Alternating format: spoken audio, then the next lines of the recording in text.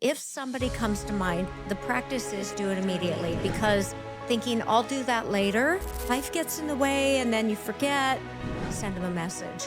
And you can feel the energy of the person. And you can save it. Mm-hmm. You can save it too.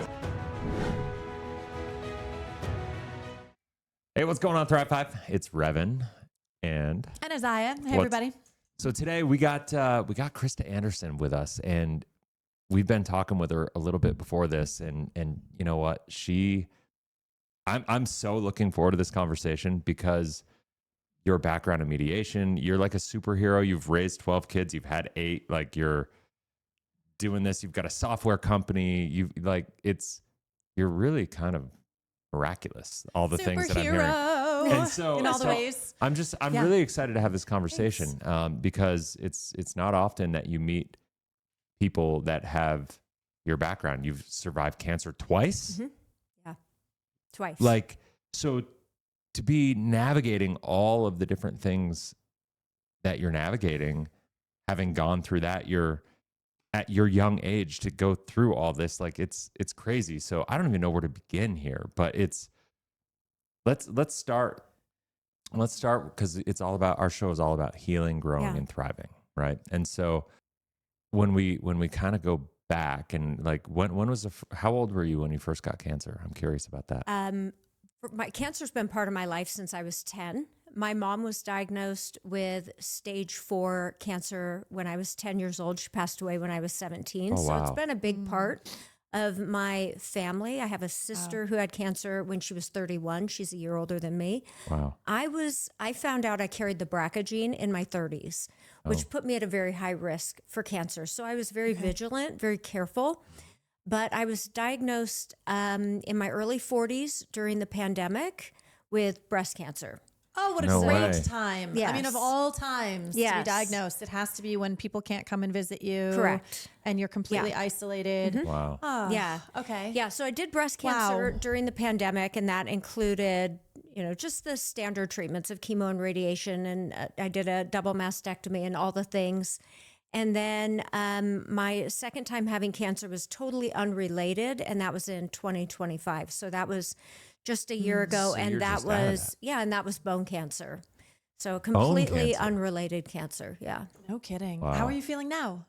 Good. You look amazing. Thanks. Yeah, I feel good. I had, it's a rare type of cancer that doesn't respond to traditional treatments. So they did surgery. They took out the bone that was affected, and I do scans every 3 months. Wow. And getting diagnosed the second time was way easier than the first time. It was like, well, shit, here we are. Here we go. But you knew that you Let's could do do it it. before. And so Yeah. did you enter the second time just with the confidence? Like, I beat it once, I'm going to beat it again. Yeah, I did. The second time was, I had a feeling something was wrong, and I had been saying to my oncologist for a year that I don't think something's right. Really? And he kept saying, no, everything is fine. What keeps showing up? There was something showing up on a scan. That's nothing. It's a calcification. There were always these things, but I was like, I just don't buy it. Like in my gut, my instincts were just not really great with it. And so I ended up going last March and getting another scan from a different doctor. A second opinion? Yeah. Yeah. Good for And it you. came back as this chondrosarcoma bone cancer. And I was like, Wow. I knew it. I just knew it. And so I went into it. I was going through a lot in my personal life and my professional life. And where this tumor was placed was right, adjacent to my heart, up against my right lung, in my ribs. And I was like, cut this out. This thing is taking up space. My heart space, it's taking up space in my lungs. It's taking up all this energy that I don't want. It was right here, right, but in the back. In the back. And in the back. And I ended up getting sent to a cardiothoracic surgeon, oncologist. And he's like, well, we got to take it out. And I said, we have to go into this with real intention of cutting this out with intention. This isn't just like you cutting out a tumor, but you are cutting out things in my life that don't belong in my life. Wow. And he was amazing. So I don't know, I went into that one with like, I've done this before. Mm-hmm. I survived it before. It was easier the second time.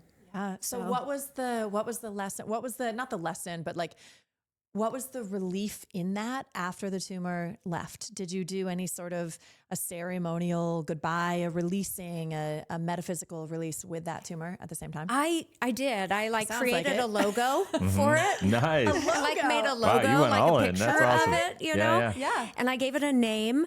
And when he cut it out, I think the tough part was that I thought that when it was cut out, it was over, it was done. And when pathology came back a week later and he said, you know, it was more aggressive than we thought it was going to be. And so we don't have a clear margin on one side. We have, they call it an anatomically clear margin, which was the bone. But he's like, but we can't say 100% for sure that it won't come back. So we need to do like frequent scans. So I didn't have that same I had this Relief. hope like they were going to cut it out and it was going to be like, yeah, that's gone. They cut that out. But instead it Yeah. was like, damn, it could Yeah. still be there. Mm.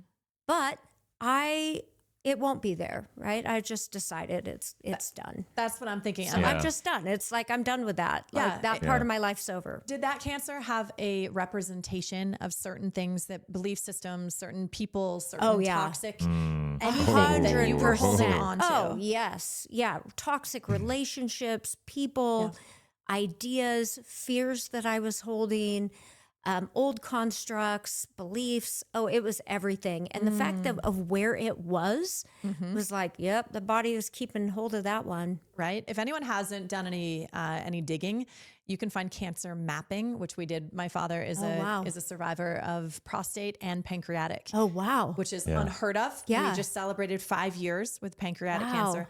And part of that process for him, and this is like where I'm coming from and asking the question, was learning that they've literally mapped out, and you have to dig for it because, of course, you know, the modern German New Medicine is like the overall mapping is the name of it. Modern Yeah. medicine doesn't necessarily want us to know these Right. things about ourselves, Right. but they can directly track where a cancer is in organs and what the meaning of that is, of that particular area.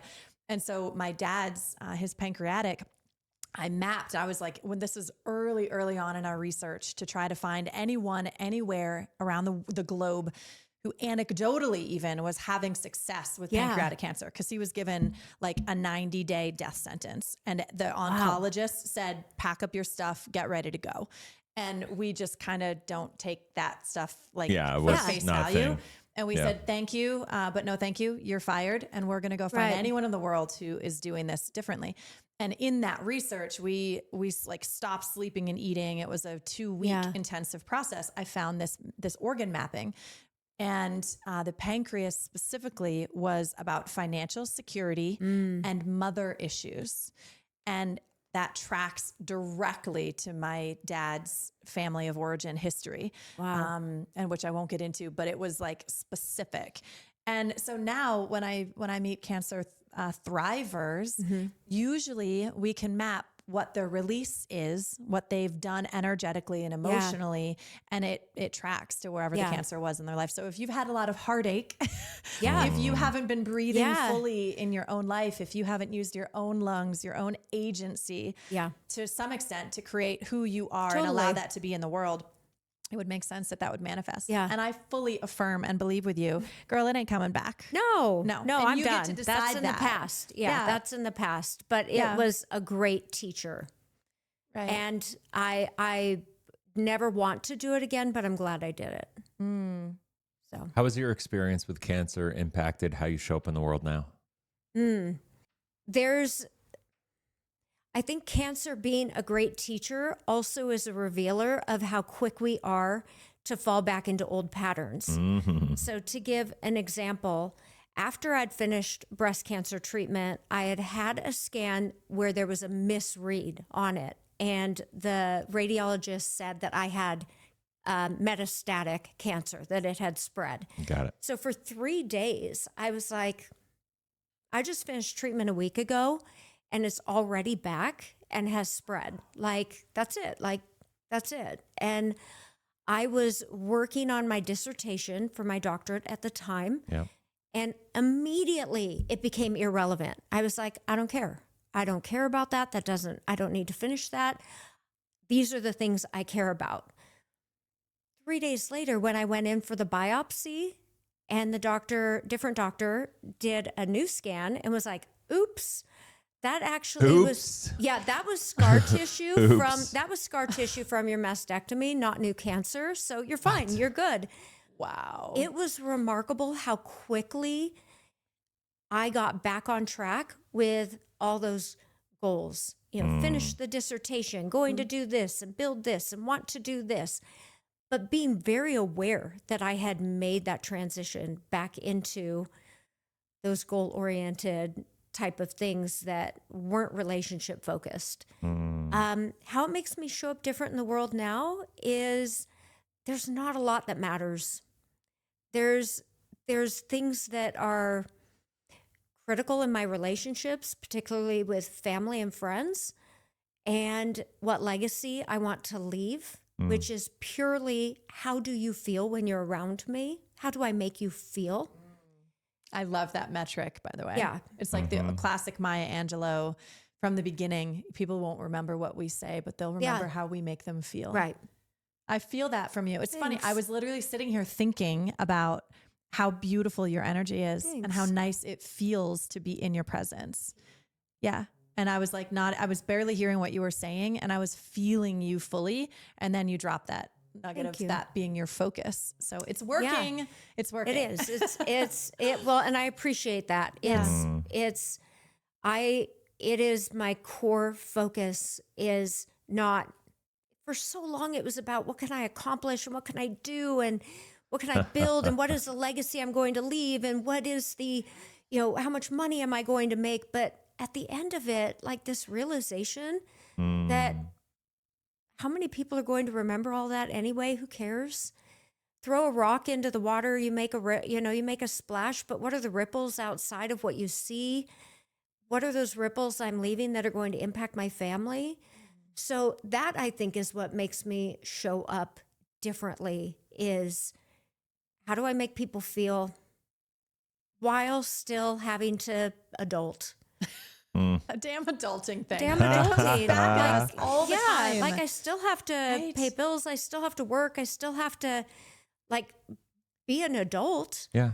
But how can I do that while still honoring, showing people that I really, really love them? Do you have a daily practice that regrounds you, brings you back into who you are and allows you to continue to show up with that energy that is so warm and yummy? I don't know that I'd call it a practice as much as it is the decision I made from an inspiration from a neighbor who did something kind for me many years ago, that when I have the thought to reach out to somebody, that I do it immediately.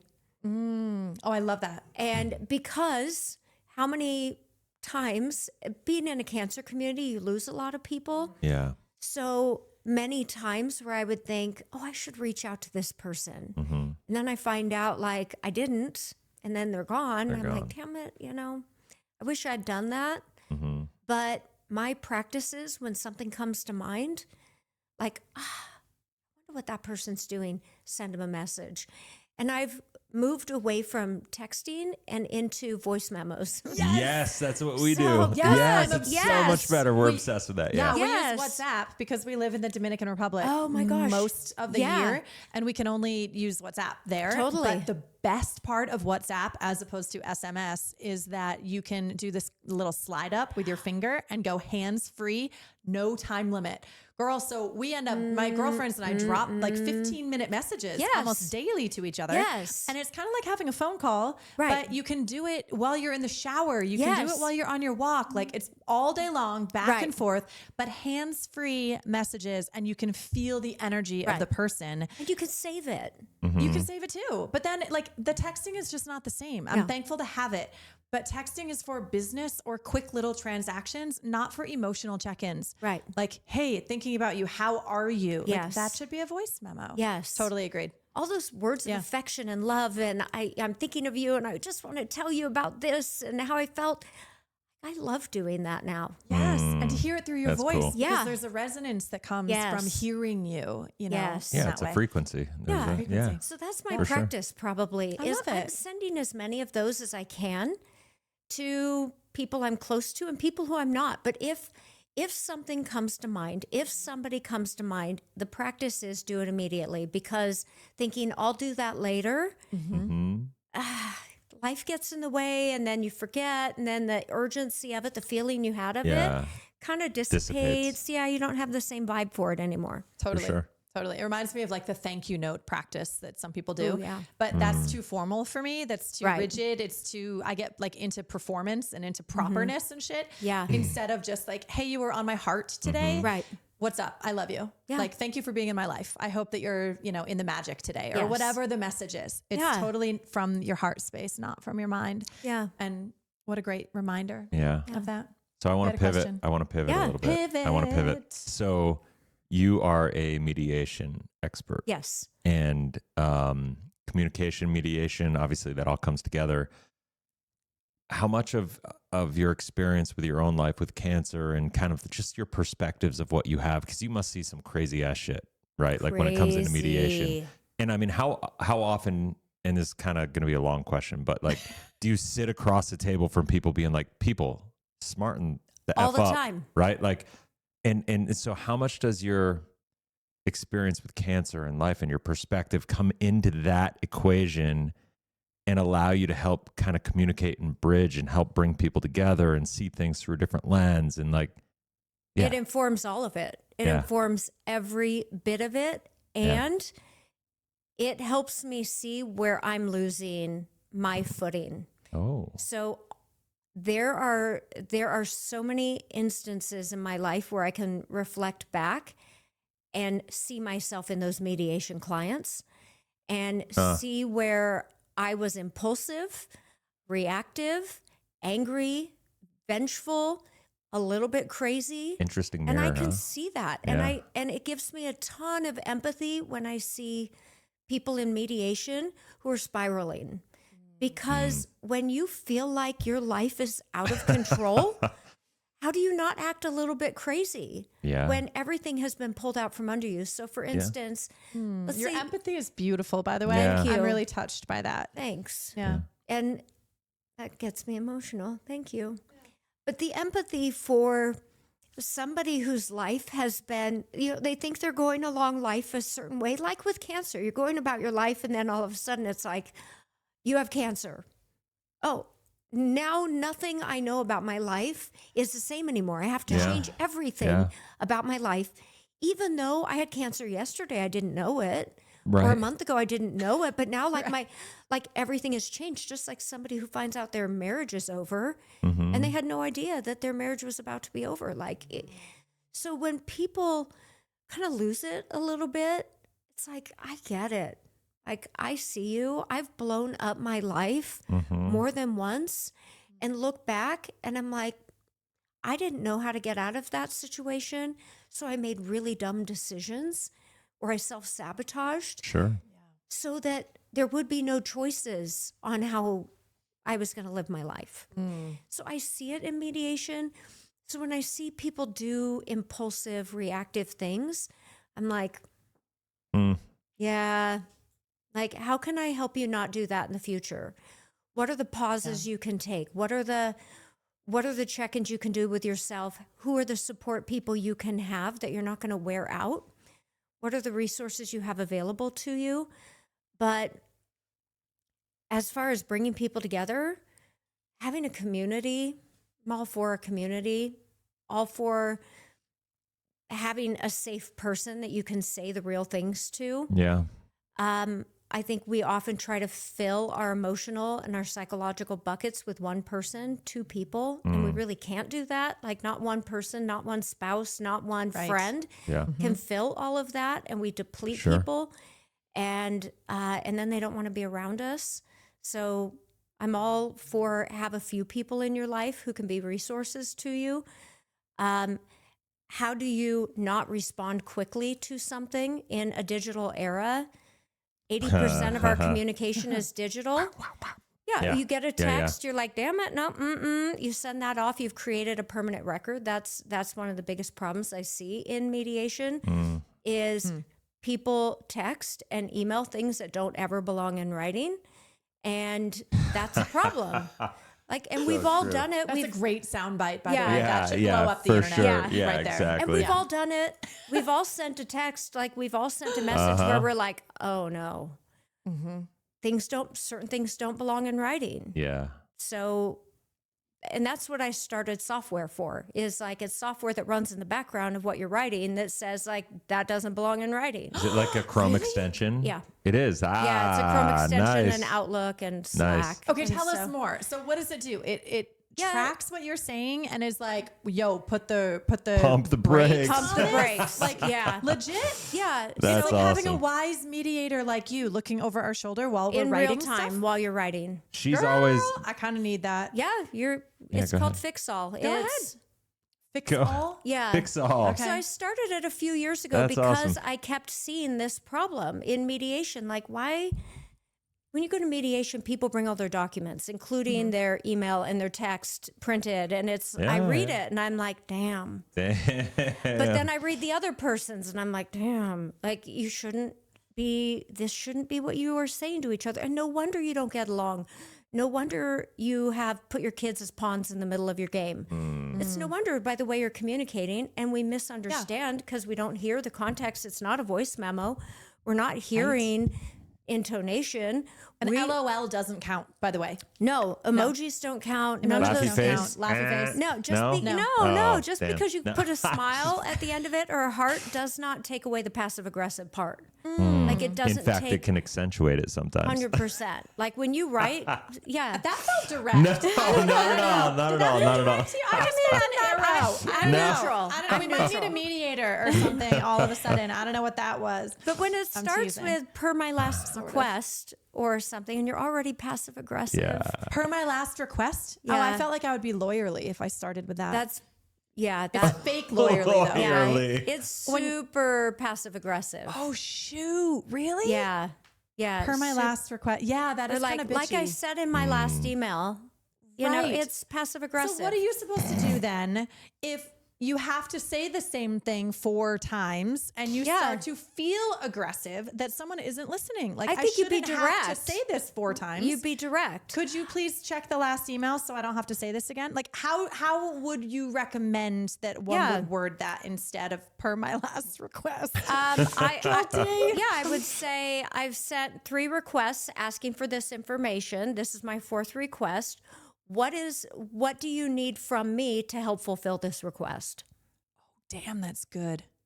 Because a lot of so times it's like people factual. facts Sorry to stick to interrupt. the facts, not feelings. Stick to the facts, not the feelings. Right. Okay. What are that's a good rule. Stick to the facts, not the feelings. So say how many times you've asked for this or whatever the data is. Yeah. Instead of I'm feeling really pissed at you right now, so I'm going to be passive aggressive. So I like expectations and agreements are 2 different things. So an expectation leaves you feeling neutral or disappointed. Like I expected you to do that. It's usually not something that was communicated or agreed on. Okay. But like we have expectations of what other people are going to do.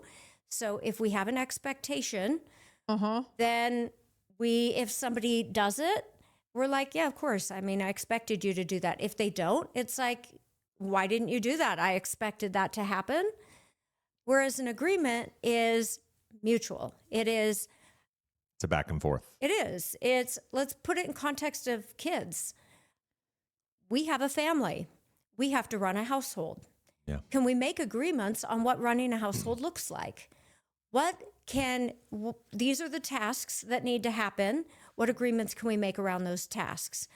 What are the tools that you need to be able to fulfill your agreement? And what are the things I need? If you don't do what we agreed on, what are the consequences that follow that agreement? Right. And then when the agreement's not reached, then it's, okay, we had an agreement that didn't get fulfilled. What did you need or what were you lacking that made it hard for you to do that? Or if not, you just chose not to do it. We have already decided what happens when the agreement's not fulfilled. Right. So what happens, and I'm like, there's like smoke coming out my ears right now because we have 3 kids. Yeah. And teenager, middler, and littler. It's like 14, 11, and 7. And I've tried having this exact conversation with them. And it does not end up in the picture perfect, beautiful way in which I'm hearing you. And I'm like, I'm dancing through a bed of flowers. I can imagine that we're all going to be skipping and dancing together and like singing Kumbaya. No. And it's not like that around my kitchen table because my kids, I'll be like, we have a family to run. We have a household. We have these expectations. And I'm getting like blank stares from my kids. They're like, yeah, mom, what's your point? Yeah. Right. And I have not yet, I love that word. I have not yet been successful at creating a mutual agreement. Yeah. It ends up still being dictatorial. I'm just going to lay it out there, right? I'm like trying to create this cool agreement situation. Like everybody knows all the chores and they're happily doing them and there's no consequences, but they'll literally be just looking at me like, what do you want me to do about it, mom? Like your problem, not my problem. Right. Right. What if it is their problem? And then I leave resentful and I'm pissed off and we're not skipping through the flower beds. No. And I feel like a failure because I can't accomplish what you're describing to me. What if, thank you for letting me unload that. No, by the way. I think I'm not the only one, right? You're not the only one. Okay, I feel that way. I have thrown shoes at my kids. Oh my gosh! I have chased my children. Do you scream too? Because I tend to be like, I do, and then I feel like a bad mom, and then I feel like, gosh, that was like not a good version of me. No, like I don't want to be that version, and I also don't want to be like, but you pushed me to the edge of sanity. Because I don't putting it on them. I don't want to do that either. Like my feelings are same. Like I'm owning that. And I mean, I have regrettable moments, like really, really regrettable moments. And I read the author of The Prophet, Gibran. Mm-hmm. He wrote a poem when somebody asked him about children. And he talks about how our children are the arrows that we're shooting into the world. And I had this, I'm very metaphorical, and I had this visualization. It says like, we do not own our children, is what it says. Yeah. But that we are shooting arrows into the world. And the visual was, I'm throwing boomerangs all the time. I'm like throwing boomerangs with my kids, and I'm expecting something to come back to me instead of shooting arrows and letting go of the expectation of the outcome that I want. Yeah. Not to say there's not consequences, because there's natural consequences, good and bad, for everything. There's the intended and unintended consequence. For sure. So what if when they're looking at you saying like, whatever, like not my problem, what if it became like, you know what, that's not my problem. I'm like not washing your laundry. You can wear dirty clothes. I don't care.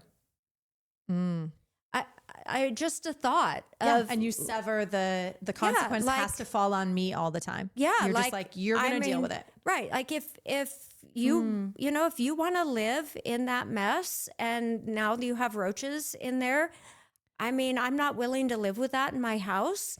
So how are you going to step up to cover what needs to happen to make this house livable? I mean, making stuff up right now, but no, but that's a good question too. And can I pick your brain just while I have you? Cause like, I feel like so many of us are in these conversations all the time. You are so entertained by me. Do you see the mockery? Oh, I could see it. I see he just like lets it roll. I mean, we've been together for 24 years. So, and we banter, and the mockery is often deserved, but he just finds it so entertaining that I get so wrapped up. And it really comes from this idea that I'm supposed to produce good humans for the world. And that's my job, right? As a parent.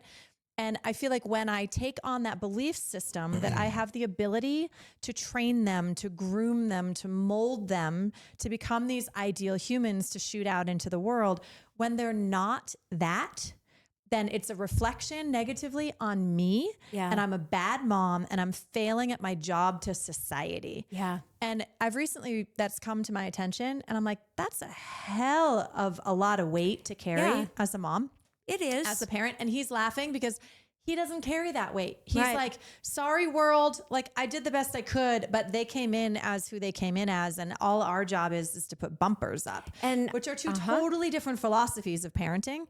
So we're kind of right in the, we're right in the middle. And we're like in the middle of this right now. We're It's like like a tug of war. and and this is real time. And she Right. gets so mad at me sometimes because she Sure. thinks I need to step up and be more And be more whatever. disciplinarian, because I end up being the bad cop. Like I end up being the masculine, and then everyone's Right. like, you should step back into the feminine. And I'm like, but somebody's got to discipline these kids and make sure the consequences actually happen. And you know, the phones get taken away and the grounding, and like they don't get away with all the stuff. While Mr. Cool is just like, whoops, I'm playing Minecraft with my kid. What do you mean? He was supposed to have his phone taken away for 4 days. I totally forgot. And I'll be like, you're literally playing Minecraft with him while he's not supposed to have a phone. Like, who's the parent, right? Right. And so it becomes this thing, which is why he's laughing and I'm calling you out. Nana, nana, goo, goo. I've been both of it's all the things, right? I've had both roles. Right. I get it. So, where are you finding as your experienced mom of 8, right? Yeah. And being a mediator to couples who this kind of stuff becomes less laughable and Yeah. it becomes explosive, which we laugh about it. We poke at each other a little so that it doesn't become like, you know, destructive It to is us. a core But communication. I mean, you're talking about a core value of how you raise your kids, course. right? Yeah. It's not Yeah. a small, you know, do they wear this brand of shoes or this brand, right? Right. It's a very core foundation. And which of these are you finding is working better for families in the long run? Not based on our grandparents telling us that our kids are supposed to wear perfectly ironed dresses to Sunday school, but also not being so free range that we don't remember to adhere to the consequences that we set up for them. Yeah. Like, how are you finding that people are doing it really well? How is it working? I reflect back on my 30 years of parenting and can tell you that the early years, I was really hard on myself. I was very hard on the kids. I had so many rules and consequences and structure. And as I got tired and as the kids got older, and the older kids will be like, I had a different life experience than the younger kids who became more free range, the younger kids. And I have a couple of kids that it was like, you're either going to be homeless or incredibly successful. It's one of the two. Yeah. Same. And I don't know which it's going to be, but they all are so different. And the parenting of one is never going to be the same of the other. And when I read, and I'll give the reference that you can put in your show notes, but for Gibran's Of Children poem, that they come through you, they are of you, but they are not yours. And that your role is to shoot them into the world. But what does that mean? And how does that reflect on us as parents? Right. Because I've gone through so much shame as a working mom, as a single mom. I've been all these different kinds of mom where I look at other moms and I'm like, their kids are so well put together and mine are not. And wanting my house to look a certain way and come across a certain way and being in a high demand religion for a time and having all of these functions as mom that I just felt terrible about myself. And those were the times that I was throwing shoes at my kids. Yeah. Yes. Those were the times that I was screaming. Yes. When I felt all the societal pressure to be the good mom, Yeah. that's when I was the worst mom. Totally. I guess. The worst. Totally. Thank you for sharing that. Yeah, I thank feel like you.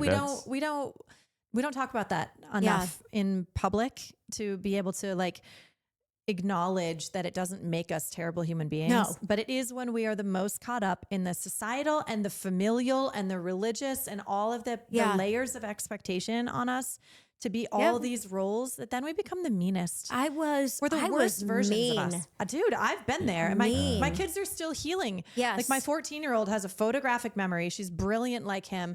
And she is like, Mom, and she hears how we talk and we run retreats and we work with like all different people. And now we're doing couples work and just all this cool stuff. And she's like, I'm still feeling a little traumatized by when I felt unsafe by you some years ago when I would do something that didn't fit your expectations and you would yell at me. And I'm like, first of all, well said. Yeah. And that generation has words that we didn't have. Yeah. Exactly. And then okay, so like I get hit by a shame and this wave of like the self-criticism and all of this. And I was like, okay. And then I let that pass and I go, that's not who I am anymore. I don't wear that anymore. Yeah. I'm going to let it roll right through me because those words, those voices of criticism, they're not mine. They never were. Like, thank you. And you're not welcome to remain here. You're welcome to come and visit, but you're not welcome to remain.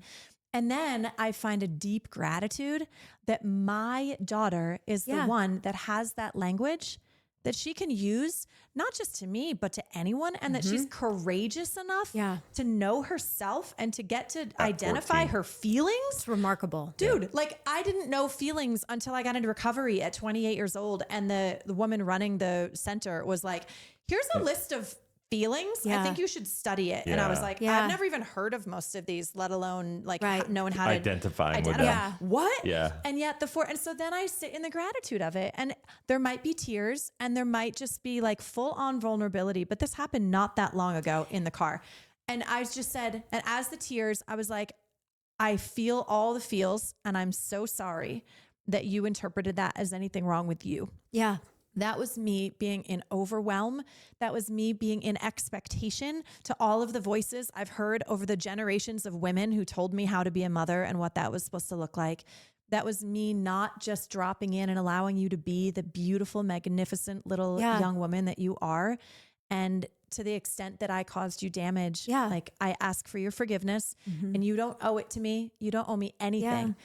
But the only thing that I hope is that we can leave this parenting experience holding hands and just loving ourselves more through it. Yeah. And then she started crying and she was like, thank you, Mama. That's all I needed to hear. You have the answers, right? You're Like, answering holy your own shit. questions right now, that you have the answers of loving your kids through these stages of their life. These are little humans who don't care about the things often that we care about. Right. They don't So care true. about, Just like we didn't care about our parents' shit. no, I Like- didn't, like, I can think about all the things my mom wanted me to like stack the Tupperware a certain way. Like, I Totally. don't give a shit about stacking the Tupperware. Why does that matter? Why does I still that do matter? like nicely stacked But Tupperware though, now, y'all. I do It makes now. me happy. I do now, but I didn't. Right. And so it's this, like, if you can look back at yourself and see your own childhood reflection in your kids and be like, it's going to be okay. Mm-hmm. Like, true. I see myself in my kids and the decisions that they make as adults that are hard decisions that blow up their lives. And I'm like, been there.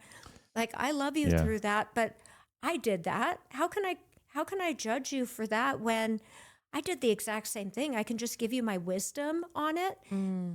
About a year ago, when my life was kind of unraveling with cancer and a divorce, I decided to ask each one of my kids individually, what was your experience like with me as a mom? Oh. That is brave. Opening up something that I did not know would open up, because I wanted to, I always had this thing where you have the family pictures and everybody's happy and looks so beautiful and it's so great. And people are like, gosh, your family. Yeah, exactly. And I'm like, but It's like the Instagram version behind the scenes. Yeah. right. Like, Yeah. how do the kids get along? And I'd say, oh my gosh, my kids are all best friends. Everything is so incredible in our family. And then one day I was like, is it? Is it? Is it? Like, two of the kids aren't talking to each other. And I'm hearing rumblings of like discord that goes back a long time. Like, did I not know about this? How did I not hear this? So I sat down with each kid. What was life like for you with me as your mom? Be honest. Yeah. I was told by one, you're an enabler. And I was like, damn, you know what? You're right. I did enable a lot of things. And you were an enabler with this kid, but not this kid. And I had one who was like, everything was great. I loved my life. And I was like, all right, well, his experience is like nothing like this one's. Nice. But my youngest, very similar to your daughter, was like, you know what, Mom, you didn't show up for me very much. I think we had too many kids and your bandwidth wasn't there and you weren't there for me. And I had this problem with this sibling and you didn't intervene. And I came and I told you about it. And I don't feel like you protected me from that. And then that one time, and he told me examples that I don't remember. And they just never and forget. I was like, I did that? Like, did I really do that? Shocked. And I tried initially. I didn't even realize it was excuses. I'm like, but remember, I got you this counselor and we did this. And he goes, don't make excuses for it. Just own it. Wow. And it was like everything in me that wanted to explain myself was like, it didn't matter to him. What he needed from me and what he got and which he continues to get is, that was shitty. Right. And how do we have a new going forward? I know I can't change that, but how can we have a new future? And what could that look like? And what could we do to repair? How can I repair that? I love that question. And they'll tell you. Yeah, They'll tell you. Clearly, Just they be careful will if tell you you. ask, right? And I think our generation, these Gen Xers, who feel like we didn't get some of that from our own parents, and that maybe we were kind of, at least me, it was like being feral child.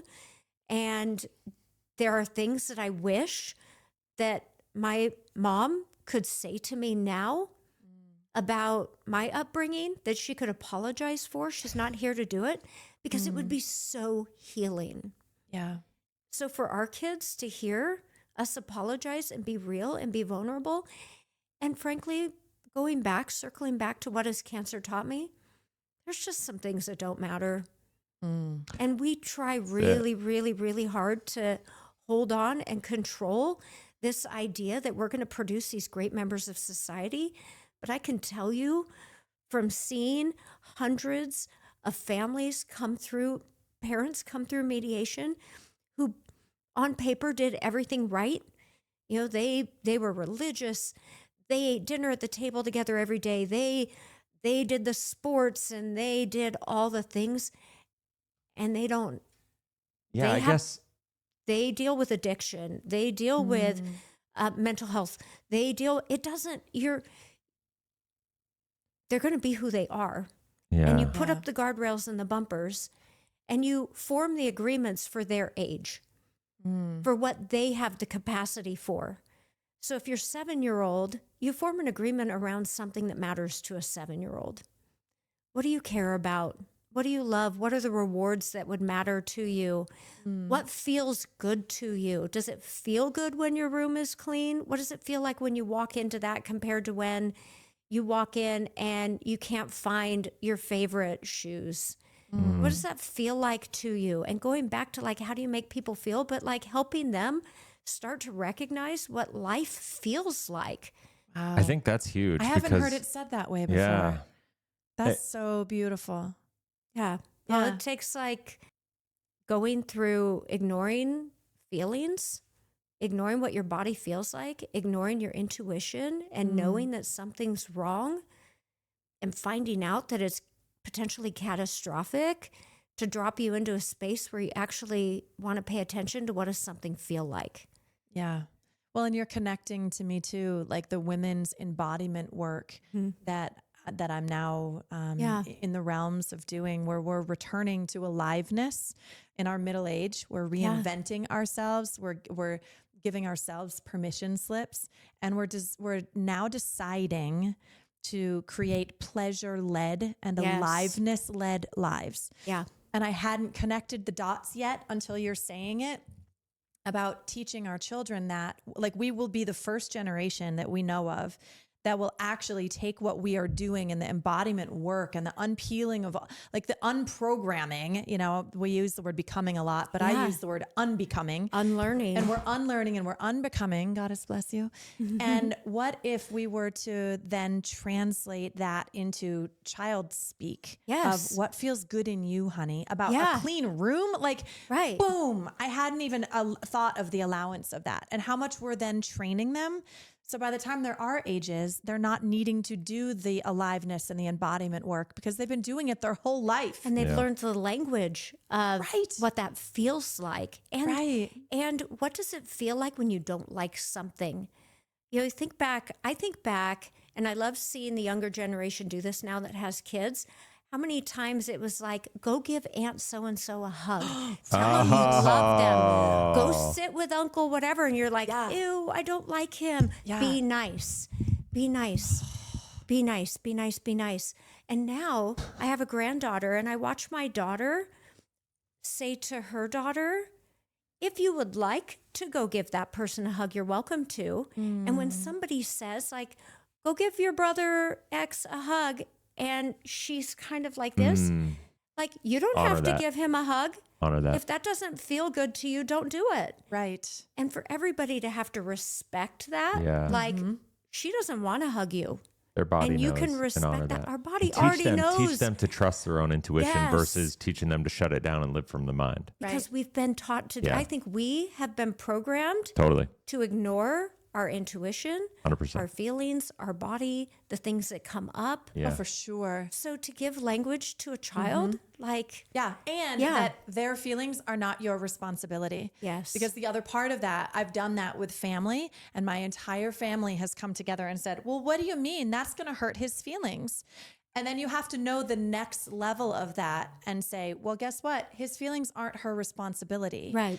And that's a new level of emotional intelligence that Yeah. the family needs to learn. So do you have a book coming out? no, but I plan on writing Yeah. some type of memoir Please. because it's Legit. quite the story. I'm here for it. I want the amazing. education of this emotional intelligence and as women and then in our parenting and just I'm here for Yeah. all of it. So when you do, Okay. let us know. I'll let because you know on I feel WhatsApp. that I'll from send you a voice yeah, memo. Please do. Please do. So thank you so much, Dr. Thank Krista, you. for being here. And Thank you. Thank we you. just celebrate the journey and to everyone joining us today. Thank you so much for joining us. Like these are obviously this is a passion area. We're learning, we're growing, we're healing, we're screwing up, we're tripping, we're falling, Living it we're in real bleeding. time. We're doing Yeah. it in real time. Yeah, And it's yeah. really a joy to get to live so out loud with a group of humans that are trying to do it differently and with reverence and love to just what's present now, to the authentic and to making people feel a certain way. And to owning our part in it and just to all the things. So thank you for having these conversations. And until we see you next time, keep healing, growing, and thriving. Mwah.